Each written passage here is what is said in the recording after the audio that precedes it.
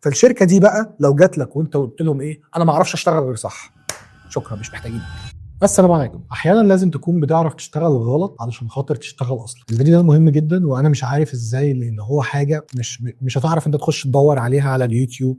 وحتى انا لو حطيت لك في الثامبنيل برضو الثامبنيل محدود، مش هقدر ان احط لك كل المعلومات اللي الفيديو ده بيشرحها. فانا مش عارف ازاي اعرف اوصل لاكبر عدد من الناس، لان الفيديو ده مهم جدا. الشركات 3 انواع. في شركه عايزاك تشتغل صح، في شركه عايزاك تشتغل غلط، وفي شركه عايزاك تشتغل صح ولكن في اوقات معينه ممكن نضطر نشتغل غلط. بمعنى ايه؟ خلينا نقول ان انت ديفلوبر جامد جدا، عندك بيزكس ونوليدج وسوليد برنسبل واو بي، وبص انت جامد في كل حاجه، انت جامد في كل حاجه. وده انا بتكلم عن فرونت اند، الباك اند، الموبايل، الفول ستاك، اي حاجه. تمام. فانت عندك نوليدج كبيره جدا، ولكن انت عندك عيب صغير، انت ما بتعرفش تشتغل غير باللي درسته، يعني ما بتعرفش تشتغل غير صح. في شركات كتير هتقع منك. ماشي لحد هنا ركزوا معايا، انا بس بحاول احصر لكم، انا بحاول ان انا اتكلم فيه او بعمل لكم سامري للفيديو كله في الاول عشان تبقى فاهم انا هتكلم فيه. لو انت ما بتعرفش تشتغل غير صح فانت هتوقع منك الشركات اللي محتاجاك تشتغل غلط، والشركات اللي في اوقات معينه هتحتاجك تشتغل غلط. فلو انت احسن ديفلوبر ممكن بس ما بتعرفش تشتغل غير صح، هتوقع منك عدد من الفرص كبير جدا. وممكن انت تكون في اول كاريرك والفرص دي كنت انت محتاجها علشان خاطر تعبي سنه، تحط سنه اكسبيرينس ورا سنه اكسبيرينس ورا سنه اكسبيرينس،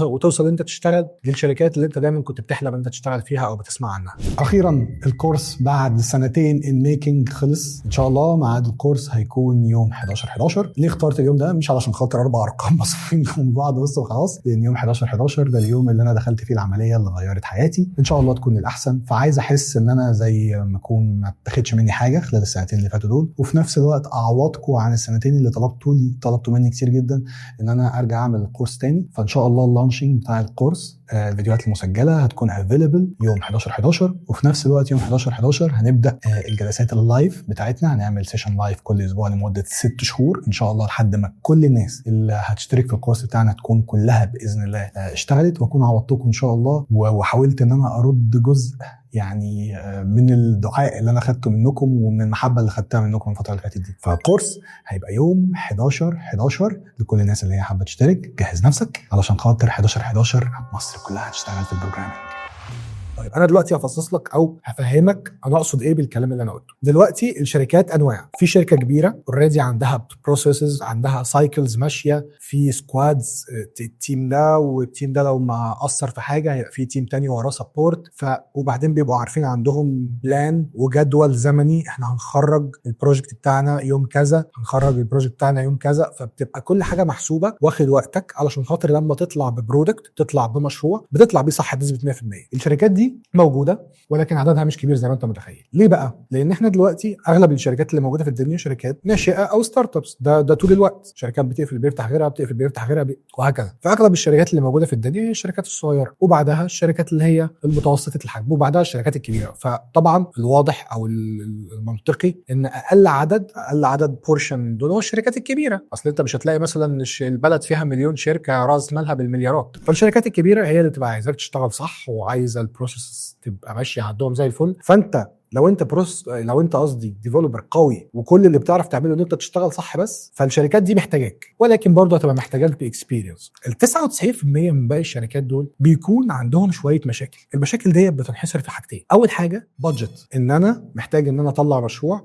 ولكن ببادجت معينه. لو فرضنا دلوقتي ان انا محتاج سنه علشان خاطر اطلع مشروع ويطلع الكواليتي بتاعته 100%، طيب انا البادجت اللي معايا تخليني ادفع مرتبات لمده 6 شهور بس. ازاي اقدر اطلع نفس المشروع بدل ما يطلع في سنه بنفس عدد الديفلوبرز، ولكن انا هضغطه الى ان هو يطلع في 6 شهور بس مش سنه، عشان خاطر ادفع نص التكلفه. ان انا هاجي على حساب الكواليتي، اروح مثلا ليه ما حدش يعمل يونت تيست، اروح جاي مثلا والله بص انا عارف ان التاسك دي بتاخد 3 ايام بس انت خلصها في يومين. طب ما انا لما اخلصها لك في يومين انت عارف ان انا هاجي على حساب السوفت وير، انت عارف ان انا هاجي على حساب ان انا ابقى ماشي كل حاجه صح.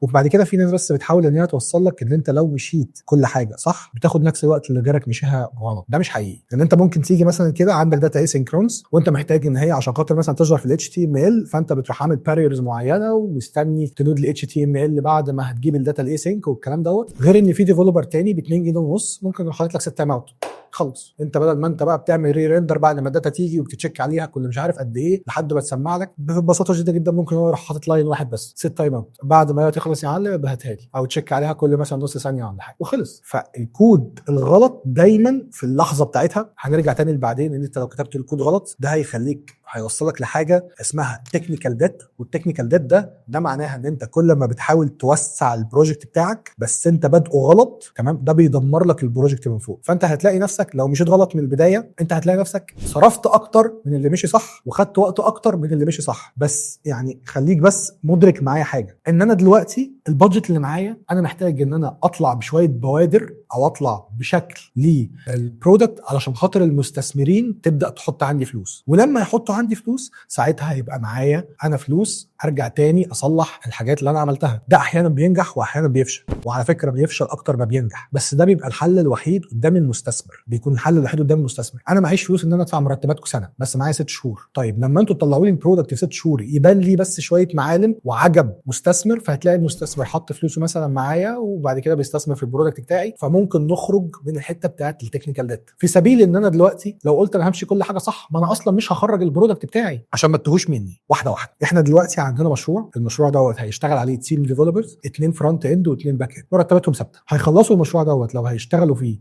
باحسن شكل ممكن ماشي هيخلصوه في سنه. 4 ديفلوبر 2 فرونت اند 2 باك اند هيخلصوا في سنه، والديفلوبرز دول جامدين فهيشتغلوا بقى كل البرنسبل. بص هيبقوا مخرجين كود تحفه. دلوقتي فين الشركه اللي تقدر ان هي تتحمل مصاريفهم مثلا او السالاريز بتاعتهم لمده سنه؟ هتلاقي مثلا الشركه الكبيره مفيش مشكله، احنا شركه كبيره عندنا اوريدي شغالين بقالنا 30 40 سنه عارفين البروسيس ماشيه ازاي، احنا البروسيس عندنا قويه مفيش مشكله نقدر ان احنا نتحمل الوقت دوت ونطلع في الاخر ببرودكت مظبوط. علشان خاطر بعد ما السنه دي تخلص لو احنا حبينا ان احنا نطور المشروع ده هنقدر ان احنا نطوره عادي، هنقدر ان احنا نعمل له سكيلابيليتي يعني نكبره عادي، نضيف عليه كود جديد، ندخل عليه ديفلوبرز تانيين، فهتبقى كل حاجه مع الوقت سهله لان انت بادئ صح فهتمشي صح. بس المشروع ده بقى لو نقلته لشركه تاني متوسطه الحجم، الشركه المتوسطه الحجم اول حاجه بتحطها قبل ما تبدا الديفلوبرز ابقى الديفلوبنج اصلا بتروح حاطه ديدلاين، احنا هنسلم في الوقت الفلاني هنسلم في الوقت الفلاني. فتيجي انت عند الوقت ده اللي انت مثلا هتسلم فيه ولنفرض فيز 1 اول كام موديول كده للمشروع، تلاقي نفسك انت قربت على فيز 1 والحاجات اللي انت المفروض هتسلمها في فيز 1 ما كملتش. فهنا بقى بيروح كده قايل لك ايه، تك تك تك اجري. طب والله احنا بنعمل يوم تيست، ما تعملش. احنا ماشيين ببرنسبل مظبوط وفي ديزاين باترن، ما تعملش. حاول بس تخلص لي التاسكات ديت في اسرع وقت ممكن، اسرع وقت ممكن. عايزين نعرضها على البيزنس تيم، والبيزنس تيم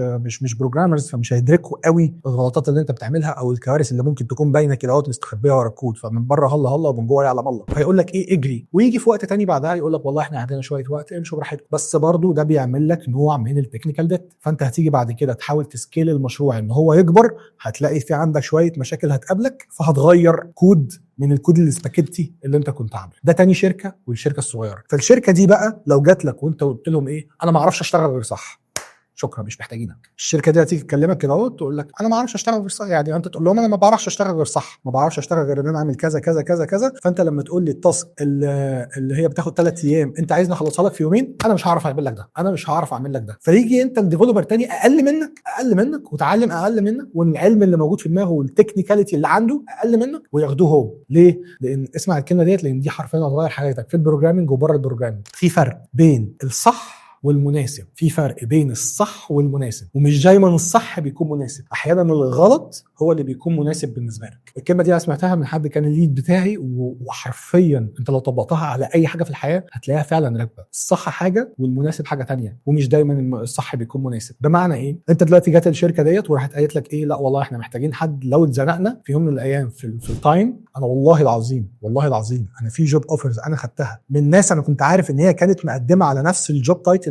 اللي انا كنت مقدم عليه، وفي نفس الناس اللي كانوا مقدمين وكلموني، واحنا الاثنين دخلنا الهايرنج بروسس هي وانا اتقبلت، وعارف ان هم احسن مني وعارف ان هم في الانترفيوز احسن مني، ومع ذلك علشان خاطر انا ماشي بالفلكسبيليتي بتاعي اللي هو ايه، احنا هنمشي زي ما الشغل عايز. فانت مثلا هتيجي تقول لي ايه، احنا محتاجين التاسك اللي بتخلص 3 ايام تخرجها في يوم، اخرجها في يوم مش عشان خاطر انا جامد، عشان خاطر انا عارف هروح مكسر كذا مكسر كذا مكسر كذا وهديك اللي انت عايزه في الاخر. ده غلط مني؟ ده مش غلط مني، انا بدي اللي السوق عايزه، السوق عايز مني كذا فانا ماشي مع السوق. دايما انا كنت ماشي مع السوق، انا بشوف السوق عايز ايه وبمشي ورا اللي هو عايزه، انا مش همشي على مزاجي. اصلا انا مش هغير الكون كله علشان خاطر يرضي عمرو، لا انا بشوف مثلا الشركات محتاجه ايه، في شركات محتاجه ان احنا نمشي صح فتعلمت الصح، محتاجه ان احنا نمشي نص نص اتعلمت نص نص، محتاجه ان احنا نمشي غلط خالص اتعلمت غلط خالص. ليه؟ علشان خاطر دي تبقى عايزاني ودي تبقى عايزاني ودي تبقى عايزاني، والاقي عندي فرص شغل اكتر. اتمنى الفكره تكون واضحه. لازم انت تكون عارف تشتغل صح، تشتغل نص نص، وتشتغل غلط خالص، لان انت هتلاقي 90% من الشركات ستارت اب عايزاك تشتغل غلط خالص، 5-6% من الشركات متوسطه الحجم عايزاك نص نص، تبقى عارف ان هي لو اتزنقت يبقوا عارفين ان هم لو اتزنقوا هيعرفوا يعتمدوا عليك. والجزء بتاع الشركات الكبيره بيدوك بقى راحتك بقى فعلا والله، يعني فعلا بيدوك راحتك واشتغل صح وتعلم احسن والتكنيكات بتاعتك تبقى مظبوطه. وبعد كده لما اشتغلت انت في شركه كبيره هتلاقي نفسك الموضوع بيبقى اسهل ان انت تروح اختها بعد كده يعني، فمش هتحتاج ان انت ترجع لورا تاني بظهرك ويبقى بتعمل كود فيه تكنيكال.